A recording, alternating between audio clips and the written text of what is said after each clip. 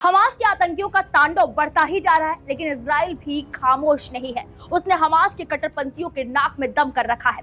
एक तरफ इजराइल को कई विश्व शक्तियों का साथ मिला, तो वहीं हमास को कई इस्लामिक देश का समर्थन मिला।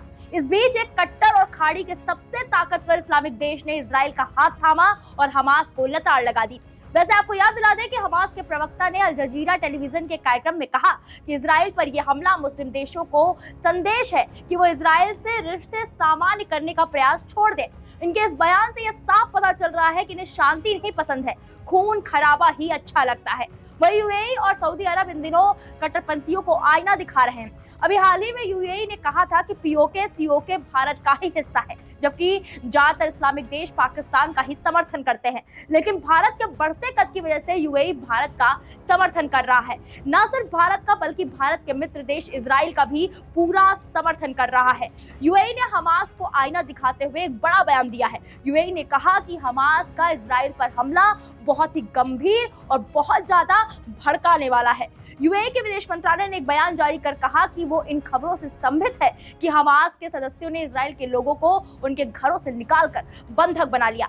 हमास के हमले में अब तक 700 इजरायली और विदेशी नागरिक मारे गए हैं। यूएई ने कहा, इजराइल और फिलिस्तीन दोनों ही देशों के आम नागरिकों को अंतर्राष्ट्रीय मानवीय कानून के तहत पूर्ण संरक्षण मिला हुआ है और उन्हें संघर्ष में निशाना नहीं बनाया जाना चाहिए। यूएई का यह बयान ऐसे समय पर आया है जब ईरान और कतर ने इस हमले के लिए इजराइल को जिम्मेदार ठहराया है। वहीं सऊदी अरब ने बहुत ही सतर्कता पूर्वक प्रतिक्रिया दी है। यूएई और सऊदी अरब दोनों इजराइल के साथ अपने रिश्ते मजबूत कर रहे हैं। इन दोनों ही सुन्नी मुस्लिम देशों को शिया देश ईरान के हमले का डर सता रहा है। यूएई खाड़ी देशों में पहला ऐसा देश था जिसने साल 2020 में इजराइल को मान्यता दी थी। उसने दशकों से चली आ रही अपनी अरब नीति को बदल दिया था। इतना ही नहीं, सऊदी अरब भी इजराइल के साथ अपने रिश्ते सामान्य करने वाला था और इसी बीच ईरान के समर्थन में चल रहे हमास ने इजराइल पर पिछले 50 साल में सबसे बड़ा हमला करके पूरी शांति प्रक्रिया को बाधित करने की कोशिश की।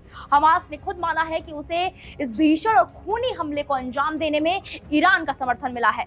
इजराइल और हमास के बीच युद्ध में ईरान समर्थित हिजबुल्लाह ने भी इजराइल मोर्टार से हमला किया। इसको देखते इजराइल की सेना को कई मोर्चों पर जूझना पड़ रहा है। इस सदमे के बीच इजराइल ने अपने 1 लाख सैनिकों को जुटा लिया है और वो अब गाजा में भीषण हमले की तैयारी कर रहा है। वहीं इजराइल के पीएम बेंजामिन नेतन्याहू ने चेतावनी दी है कि लंबे और बहुत कठिन युद्ध के लिए देश को तैयार रहना होगा। इजराइल के सैनिक और फाइटर जेट लगातार हमास के ठिकानों पर बम बरसा रहे हैं, जिसमें सैकड़ों फिलिस्तीनी हताहत हुए हैं। हालांकि यूएई का साथ मिलने से आपको क्या लगता है कि इजराइल को कितनी ताकत मिलेगी? हमें अपना जवाब कमेंट बॉक्स में जाकर जरूर दें।